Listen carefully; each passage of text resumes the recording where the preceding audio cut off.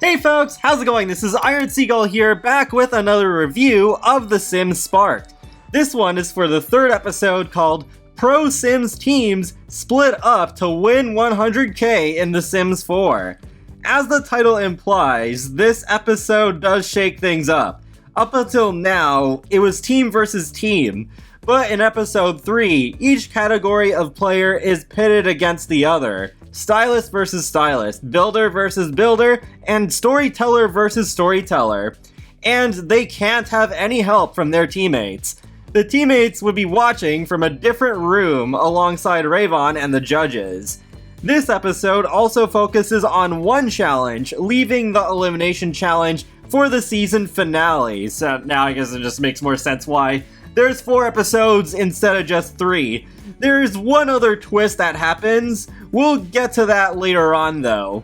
First we had ex Mira Mira and Lil Siha having to make up a gender fluid fashion collection of Sims in just 45 minutes. That's a lot of pressure. As someone who spends so much time in Create a Sim, even just making one Sim, it can take me up to an hour.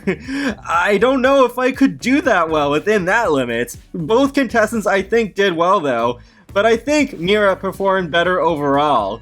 She has to be one of the strongest competitors on this show, and I'd be terrified to go up against her.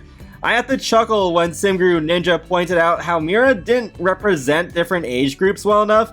All of her Sims were adults. I can't say I blame her, especially when Mira explained in her confessional that she assumed to not change up the age groups. That's not supposed to be a thing that she would do, and she didn't ask about it. In her shoes, I very likely would have made the same mistake. But I found Dave's criticism amusing because The Sims has a long-running issue of the game focusing so much more on adults than anyone else. It's not even a Sims 4 specific problem. I noticed this even in the original game when kids were included, but there's so many things they could not do. I remember clicking on many things and I just see this interaction is not available for children. It hasn't really gotten that much better since then. I think it's ingrained in many of our brains to just make adults by default because they're by far the most fun and interesting age group all the time. Next, we have the builders part of the challenge, Simlessy versus Dr. Ashley. Their challenge was to make a mode of transportation using unconventional materials. Again, there's a 45-minute time limit. During the high pressure of the challenge, it was nice seeing a bit of lightheartedness, with Taylor having a bit of banter with the contestants.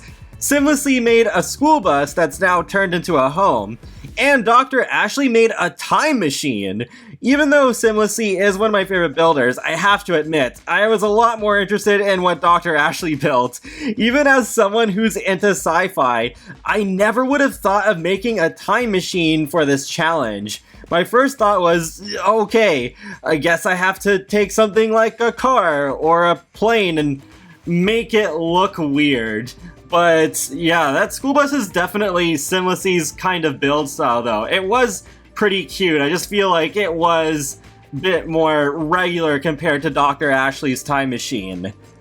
After the build part of the challenge was over, I noticed Steffo Sims was missing. They picked up the next day and Steph still isn't there. Rayvon points that out, and we cut to Steph's confessional explaining how devastated she is for her close friends Molly and Jesse being cut from the competition last episode. And Steph feels that she would hold back her team if she stayed.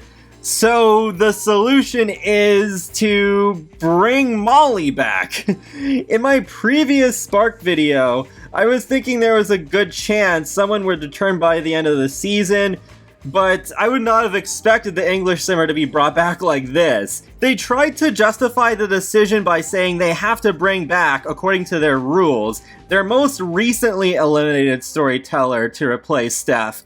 But I think it's disrespectful in this particular case to ask one of her friends to take her place that she was sad about getting eliminated.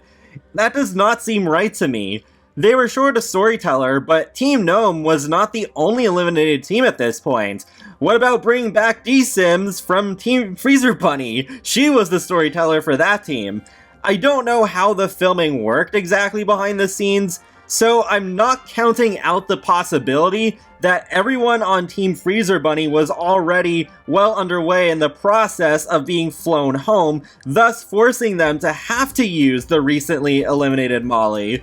That would be sad if that were the case, because I think it'd be cool to have a shot in the season finale where they've announced who won the $100,000, and then they bring all the contestants in, including the eliminated ones, and they have a big group hug to congratulate them and all that sort of stuff. I think that would just be such a nice, heartwarming moment, and I'm thinking that likelihood of that moment has gone down considerably.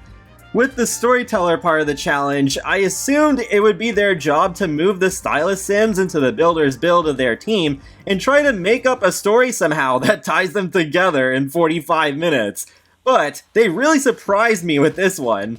Dr. Gluon and Molly both had to think on the fly and assume the role of a realtor trying to sell a very rundown house. I loved watching Dr. Gluon's interpretation, as I felt like I was watching an improv comedy routine. It was interesting to see how which room SimGuru Ninja went into were a bit tailored towards each of them, as Molly showed off a pride room that was not in Gluon's tour. The points were then given out based on who each judge thought fared better in each segment of the challenge. Mira got every judge's vote, and Dr. Ashley got every judge's vote too, which left it at a tie. It was down to the storytellers. Dr. Gluon and the English Simmer each got one vote. Kelsey had to break the tie, and she gave the final point to Gluon and Team Llama. As a result, Team Llama has a 15-minute advantage over Team Cowplant in the final challenge. But that's it for this episode, as Rayvon teases that the winner of the upcoming challenge will be the first ever Spark champion. Team Llama will be riding into battle against an utterly impressive foe, as the Future Cube would say. It looks like the teams will be united again for the challenge, but there's not really anything else I see worth mentioning in the teaser. Overall, I enjoyed episode 2 more, but I like the attempt at shaking up the formula for episode 3.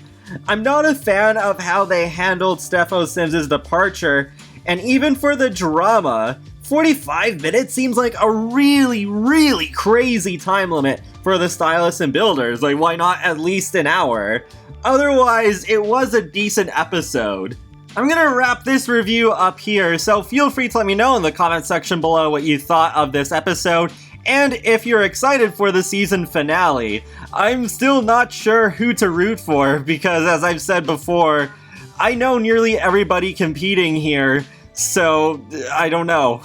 I'm not sure who to choose out of my friends who I want to win the most. I think it will be interesting either way too from a story perspective, because you have Team Llama, who was initially the underdog team that nearly got sent home, but made an epic comeback.